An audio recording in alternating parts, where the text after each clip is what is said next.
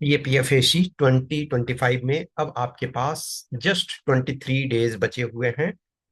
Means आज का date आपको हटाना है और जिस दिन एग्जाम है उस दिन को हटाना है। तो आपके पास जस्ट 23 डेज बचे हुए हैं। इन 23 डेज में सम इम्पोर्टेंट एस्पेक्ट्स हैं, सम इम्पोर्टेंट इश्यूज हैं, उनको ध्यान में रखना है। सबसे पहली बात है कि जब भी आप किसी भी एग्जाम, किसी भी कंटेस्ट में, किसी भी लाइफ के एक्ट को करते हो, तो कॉन्फिडेंस आपके पास होना चाहिए कि हम कर ले जाएंगे। ये जो हमने टास्क अपने हाथ में लिया है, उसको करने की क्षमता हमारे अंदर है। ये भरोसा रखना सबसे जरूरी है। Two similar type of students हैं। एक ने प्रिपरेशन थोड़ा ज्यादा किया हुआ है लेकिन भरोसा नहीं रख रहे हैं। एक ने प्रिपरेशन थोड़ा कम किया है लेकिन भरोसा अपने पर रख रहे हैं। तो जो थोड़ा कम किए हुए लेकिन भरोसा अपने पर रख रहा है, चांसेस सक्सेस के उनके लिए ज्यादा होंगे। कुछ कैंडिडेट्स को मैंने देखा है कि जब पीक में प्रिपरेशन कर रहे थे लेकिन उनको भरोसा नहीं आ रहा था, तो सिलेक्शन नहीं हुआ प्रिपरेशन अच्छे होने के बावजूद। लेकिन जब एक समय लगा ठीक है, अब जो होगा वो देखा जाएगा, लेकिन मैं अपने तरीके से कॉन्फिडेंट रहूंगा, मैं अपने तरीके से। और उनके हुए आप इंटरव्यू के मार्क्स देखना। कभी कभी आप लोग को, बहुत लोग को जिनका सिलेक्शन नहीं होता ना, लगता है ना कि ये कैंडिडेट तो बहुत कम मेरे से जानता है, उसको ज्यादा मार्क्स मिला। डियर, हो सकता है ऐसा, लेकिन वो उस वक्त में कॉन्फिडेंट था। Being a mentor, being a teacher, मैं बहुत सारे कैंडिडेट्स के लाइफ के बारे में जितना हो सकता मिनिमम जानता हूँ।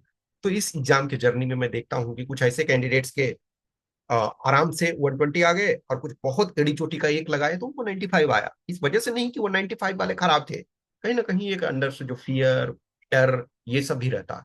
तो अभी जितने दिन बचे हुए हैं, डर की कोई बात नहीं है। दो चीज होगी, सिलेक्शन या नॉन सिलेक्शन। इस पर हमको फांसी नहीं हो जाएगा, या 3 महीने या 6 महीने और 1 साल का जो रेग्रेस इम्प्रिजनमेंट नहीं हो जाएगा, या फिर है कि हमारा नाम न्यूज़पेपर में पब्लिश करके नहीं बोलेगा कि ये सब बच्चे हैं जो पढ़ते नहीं। ऐसा कुछ भी नहीं होने वाला। इधर हम सक्सेसफुल होंगे या हमको लर्निंग। That's the thing. तो सबसे पहले पॉजिटिव रहने की जरूरत है। दूसरा, अपने आप से ये पूछना कि क्या हमारा एटलीस्ट 90% के आसपास तक सिलेबस कंप्लीट हो गया। देखो, 100% की जरूरत ही नहीं है, और 100% तो आप कर ही नहीं सकते हो, तो 90% के आसपास। अब 90% में भी कंप्लीटनेस नहीं। देखो, जैसे सिंपल सी बात है, यदि पेपर 2 है तो रिपोर्ट राइटिंग है, आर्गुमेंट राइटिंग है, एसे राइटिंग है, ग्रामर है। तो क्या आप हर टॉपिक का आर्गुमेंट राइटिंग का विजुअलाइजेशन कर सकते हो या प्रिपरेशन कर सकते हो? नो। हर टॉपिक, हर टाइप के, वो हर एस्पेक्ट्स को रिपोर्ट में कर सकते हो और ऐसे में कर सकते हो, आर्गुमेंट में कर सकते हो? नहीं। तो उस आधार पे देखोगे तो 90% भी नहीं होगा। लेकिन 90% का मतलब है कि एटलीस्ट रिपोर्ट राइटिंग क्या होता है हम ये जानते हैं, रिपोर्ट कैसे लिखा जाता है ये हम जानते हैं, आर्गुमेंट क्या होता है ये हम जानते हैं, आर्गुमेंट की क्या रिक्वायरमेंट है ये हम जानते हैं। मैथ्स है तो बेसिक जो लास्ट 10 ईयर्स के आसपास में आए हैं, हम उन क्वेश्चंस को करने लायक हैं। तो 90% के आसपास हम ये माने कि यस, हमारा सिलेबस कंप्लीट है। तो दैट्स हमारे लिए ये टेंशन की उसके बाद जरूरत नहीं है। फिर अपने आप से देखो, पूछो कि क्या हम सफिशिएंट प्रैक्टिस हमने किया है, और या अभी नहीं किया है तो अभी कर रहे हैं। अभी जो एक्स्ट्रा जो बचा हुआ टाइम है, उसमें अधिक से अधिक प्रैक्टिस करो, अधिक से अधिक पॉन्डर करो, अधिक से अधिक थॉट दो कि यस, अभी तक हमने ये लिख रहे हैं तो इसमें हम क्या थोड़ा चेंज कर सकते हैं कि हमको जस्ट 1 नंबर बढ़ जाए, 2 नंबर बढ़ जाए। तो 1 से 2 नंबर।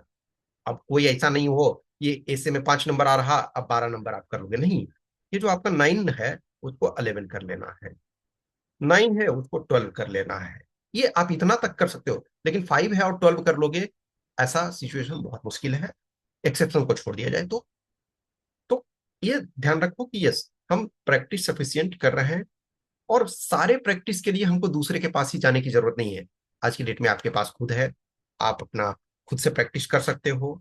सैंपल के तौर पे आप डिफरेंट प्लेटफॉर्म्स पे, डिफरेंट मीडियम से आप उसको देख सकते हो। उसको आज के डेट में चैट जीपीटी से लेकर के भी उसमें हमको रफ में मिल जाता है आइडिया। कोई ऐसे है, कोई रिपोर्ट है, आर्गुमेंट है, किस ढंग से हमको प्रेजेंट करना है, कंटेंट, डायमेंशंस, ये मिल सकते हैं। तो आप सेल्फ से भी कर सकते हो।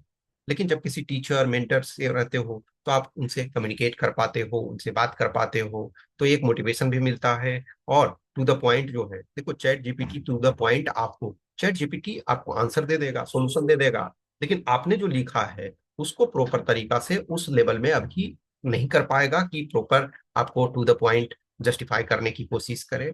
तो ये थोड़े से अभी हैं इशू, कल के डेट में हो सकता है वो, और होगा ही, मीन्स कल के डेट में बहुत सारी चीजें कर देगा, लेकिन अभी फिलहाल के लिए कि कुछ जगह आप टेस्ट वगैरह कुछ लिख सकते हो थोड़े से क्या। प्लस है देखो, कुछ जो सक्सेसफुल कैंडिडेट हैं, आप में से बहुत सारे लोग हो इंटरव्यू दिए हुए हो लेकिन आपको सक्सेस नहीं मिला, लेकिन आपके साथ का आपका भाई है, आपका दोस्त है, आपका रूममेट है, आपका क्लास फेलो है, तो उनका सिलेक्शन हो गया। तो वैसे पर्सन से थोड़े से कम्युनिकेट करते रहो, वो एक मोटिवेशन देता है, आपको लगेगा यस हमारे साथ वाला ही भाई है, ब्रदर है, ये सेलेक्ट हो गया है, तो मैं भी हो सकता हूँ। उनसे थोड़े थोड़े आप कभी डिस्कशन करो। देखो एक पॉजिटिव माइंडसेट का जो पर्सन होता है, तो सक्सेसफुल कैंडिडेट से एक मोटिवेशन मिलता है, मोराल मिलता है, प्लस वो आपको चीजों को थोड़े से सपोर्ट कर सकते हैं, हाँ देखो यहाँ प्रॉब्लम है तो इसको ऐसे करो। कुछ ऐसे पर्सन होते हैं जिनको आप नहीं जानते हो, या कुछ ऐसे पर्सन होते हैं जिनका सिलेक्शन हो गया उसके बाद अब वो आसमान की ही बातें करते रहते हैं, वो एक्सेप्शन होते हैं। मैं हमेशा देखता हूँ कि एक मेजोरिटी केसेस में कि जब भी सक्सेस हो जाते हैं, सक्सेसफुल हो जाते हैं, तो वो थोड़ा डाउन टू अर्थ हो जाते हैं, मोर हम्बल हो जाते हैं। मैं ये एटलीस्ट मैं अपने जर्नी में देखा हूँ, आपने क्या अनुभव किया है ये तो आप जानते हो, लेकिन मैंने एटलीस्ट देखा है कि जो पर्सन थोड़े से व्यग्र रहते हैं, थोड़े से एटीट्यूड में रहते हैं सिलेक्शन के पहले तक, लेकिन जब एक बार सिलेक्शन हो जाता है तो थोड़ा सा उनका मोटिवेशन, मोराल, ये अच्छा ये हो जाता है और वो हम्बल हो जाते हैं। फिर आप अपने हेल्थ पर प्रॉपर तरीके से ध्यान दो। अभी जितने टाइम बचे हुए हैं, हेल्थ को सही तरीके से रखो। हेल्थ बहुत मायने रखता है इस ड्यूरेशन में। जो भी है अभी, जैसे देखो मौसम बरसात का है, थोड़े से कभी कभी इस समय आप अननेसेसरी ऐसा कोई काम ना करो कि जिससे स्वास्थ्य पर प्रतिकूल प्रभाव पड़े, वो बैड इम्पैक्ट पड़े। तो जैसे बारिश में भीगने का तो कोशिश करना है कि अवॉइड करो। डाइट वगैरह सही तरीके से लो, लाइट डाइट, लेकिन एनर्जी सफिशियंट होना चाहिए जितनी आपकी रिक्वायरमेंट है, बल्कि डाइट को अवॉइड करने की कोशिश करना है। जो भी थोड़ा बहुत रूम में आप एक्सरसाइज वगैरह करते हो, बहुत बार देखो कभी कभी क्या होता है, मैं खुद भी कभी फील करता हूँ कि जब प्रॉपर एक्सरसाइज नहीं करो तो कभी कभी लगता है ना कि बहुत ज्यादा देर हम बैठ नहीं पाते हैं। तो जब लंबे समय तक बैठो, 1 घंटा 1.5 घंटा आप बैठ रहे हो, उसके बाद 2 मिनट 4 मिनट का, हाँ अब जैसे कभी टेस्ट वगैरह आप लिख रहे हो तो 3 घंटे का, तो उसमें आप कोशिश कर सकते हो कि 3 घंटे हम एटलीस्ट बैठे, क्योंकि एक्चुअल एग्जाम में आपको बैठना पड़ेगा। तो थोड़े एक्सरसाइज वगैरह करते रहो ताकि वो चीजें फायदा होगा। प्लस वैसे अपने फ्रेंड सर्किल जो आपको हेल्प ना करके डिस्टर्ब करें, तुमसे थोड़ी से दूरी को बरकरार रखो, डिस्टेंस उनसे मेंटेन करके रखो। फैमिली में देखो बहुत सारे लोग होते हैं जो आपको सपोर्टिव होते हैं, बहुत सारे लोग होते हैं कि अब ये क्या करेगा, खाली बस पैसा बर्बाद करता है, ये सारी चीजें, तो उनसे थोड़ी दूरी बना करके रखो। सक्सेस जब हो जाता है ना, तो कितना भी आपको कोई क्रिटिसाइज कर रहा है उसके बाद बोलेगा अपना ही बच्चा है, वो एकदम ये लड़का तो हीरा है, हमको तो पता ही था, थोड़े बहुत सेटबैक हुए। लेकिन जब आप सक्सेस नहीं होते हो तो यही लोग आपको क्रिटिसाइज करते हैं। तो वैसे लोग जो आपको निगेटिव एनर्जी दें उनसे दूर रखो, जो भी पॉजिटिव एनर्जी आपको दें उनकी तरफ रहो, और जो आपके काम लायक हो। अब पॉजिटिव एनर्जी का मतलब ये नहीं है कि आप डेली बाबा के पास जाओ और सत्संग डेली सुनने लगो, नहीं, वो भी हम नहीं कर सकते हैं। आज सोशल मीडिया पे शो है, बहुत सारे मोटिवेशन के सोर्सेस मिल रहे हैं, तो उससे हमको कोई फायदा नहीं है। अधिक से अधिक प्रैक्टिस करो। जो नई चीजों को पढ़ने की अब जरूरत नहीं है, नई चीजें पर फोकस नहीं करना है। एटलीस्ट आप अपने को जानो कि हम कहाँ कंडीशन में हैं। यदि आप जैसे टेस्ट वगैरह लिख रहे होगे तो आपको पता होगा, या आप सेल्फ से एनालिसिस कर रहे हो तो आपको पता होगा कि हम किस कंडीशन में है। बहुत सारे कैंडिडेट्स हैं जो ऑलरेडी आप रिटर्न क्वालिफाई हो, या आप रिटर्न नहीं भी क्वालिफाई हो तो आपको हम पता है कि हम किस कंडीशन में हैं। कुछ ऐसे लोग हो CSE के मेंस लिखे हो, तो आप खुद से सेल्फ से एनालिसिस कर सकते हो, सेल्फ से इवेल्युएशन कर सकते हो, तो आप वो करो। अदरवाइज कहीं से थोड़ा सा एटलीस्ट हेल्प लो, एक दो टेस्ट लिखो, तो कम से कम पता चलेगा ना कि हम किस कंडीशन में हैं, हम कहाँ लाई करते हैं। तो वैसे चीजों को करो, हमेशा निगेटिव थॉट नहीं आने दो, और ये सोचो कि होगा, पक्का हो रहा है, वो बहुत मायने रखता है।